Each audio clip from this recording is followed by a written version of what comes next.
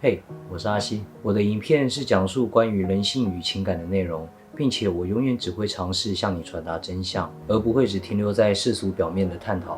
因为无论你将梦境分析得多么透彻，你仍然还是活在梦里。我从不关心你能否做个好梦，我只关心你能否醒过来。如果影片内容对你有那么一点帮助的话，就记得帮我按赞、订阅、分享，并且打开小铃铛。我会代替山上来的穷苦孩子感谢你。我们进入主题吧。失恋是每一个人都会遇到的问题，但是有许多人在失恋的当下都无法面对随之而来的打击，想方设法抓住对方，到最后演变成两败俱伤的局面。我相信大部分人都经历过这些，所以到底有没有什么好方法可以让我们更容易的挽回对方呢？我先说结论，根本就不要去挽回，不要为了打翻的牛奶而哭泣。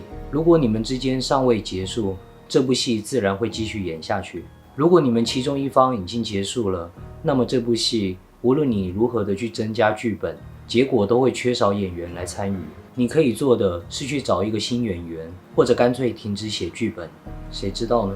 但是在影片的最后，我还是会提供一个挽回的方法，所以有兴趣的人可以继续看下去。我们先来看看挽回的故事都是如何发展。通常剧情都是这样的。一开始你遇见了某个人，你觉得他充满了吸引力，你的荷尔蒙和性冲动正在燃烧，于是你和他在一起，然后你们互相演了一场爱情电视剧，然后你以为你们会一直在一起，至少你是这么希望的。但是有一天，一切突然都变了，对方开始觉得无聊了，紧接着对方开始喜欢别人了，然后你们开始斗争了，然后斗争又更加强了对方的反感，最后他把你甩了。或者他跟别人在一起了，然后你的世界就崩塌了，你的天空就黑了，你无法接受一个长期陪伴你的人就这么突然消失离开了。强大的寂寞感引起了你的恐惧，接着你心中燃起了强烈的占有欲，你想要用各种方法把对方抓回来，只要他留在你身边你就满足了。然后你告诉你自己，那是因为我太爱他了。然后这种孤单感开始吞噬你，你开始用尽一切方法去找对方，希望对方能够回心转意，但是最后对方仍然无动于衷，甚至对方开始对你产生了厌恶，彻底的封锁你，再也不理你。于是你疯狂了，你打开了手机，上网开始寻找各式各样的挽回方法，看遍了无数关于失恋的心灵鸡汤，甚至还有那种付费教你挽回的。通常的结局是，你发现所有的挽回方法都不管用，对方已经没有任何反应了。你终于接受了这个事实，他已经不爱你了。于是接下来就开启了你的疗伤之路。OK， 故事结束。对了，插播一下，如果你正在经历分手的痛苦，你可以去看看我的另外那一篇，讲述关于如何面对分手。回到主题，如果今天你用尽了各种方法，仍然无法挽回对方的爱，其实那不是因为你的方法错误，而是从本质上你就误解了某些东西。第一个误解，你以为能透过某些技巧改变人心。现在请你回想你最讨厌的人事物，或者想象一个看起来令你倒胃口的人，如果他现在过来对你使用了那些声称很有效果的方法与技巧，你会因此变得非常喜欢他吗？很大可能你会回答我，不喜欢就是不喜欢，没感觉就是没感觉，无论他做什么都没有用，对吗？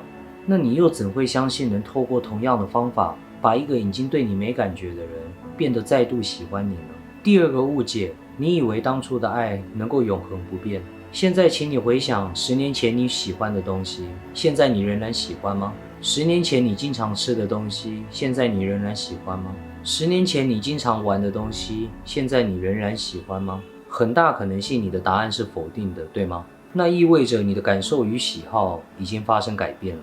既然你自己都随时在变化，你又怎会认为眼前这个人永远只喜欢你呢？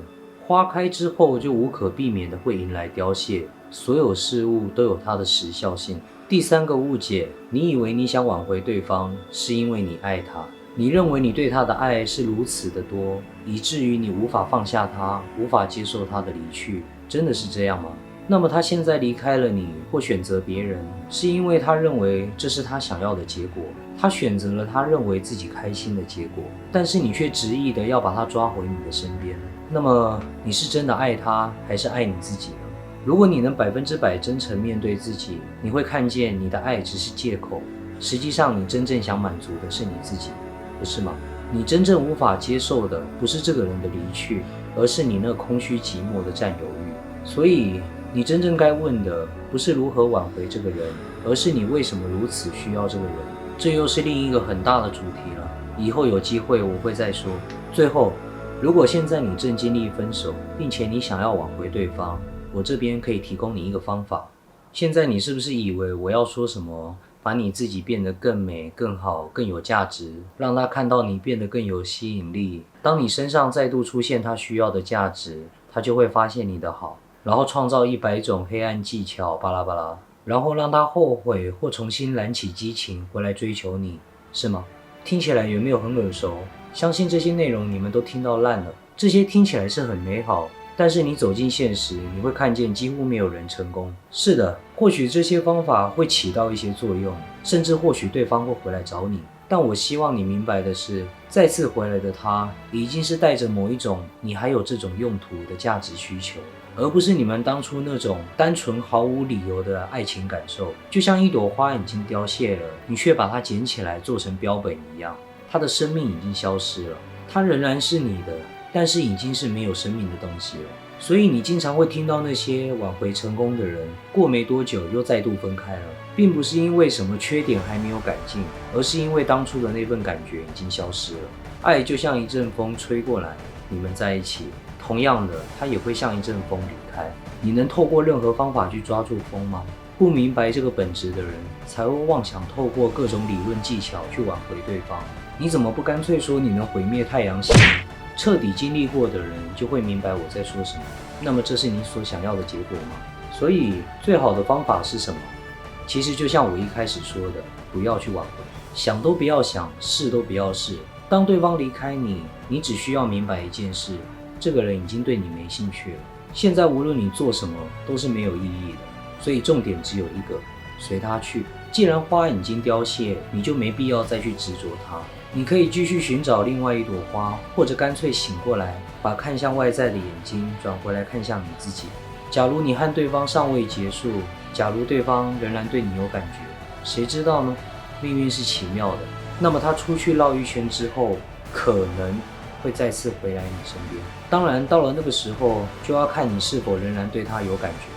我明白这很难接受，尤其是在那分手的当下，欲望和占有欲不断地燃烧你。但是没关系，你可以去看我另一部如何面对分手的影片，那就祝福你了。今天的内容就说到这里，如果对你有帮助，就拿去做参考；如果对你没有帮助，就把它丢垃圾桶了。不需要认同我，你只需要放在心底，并且亲身去体悟和验证，直到有一天这份体悟也成为你的核心，否则就会变成一种单纯的盲目。你必须走出你自己生命的路，你才是自己的老师。如果有任何想法，都可以在下面留言告诉我。下次见咯，拜。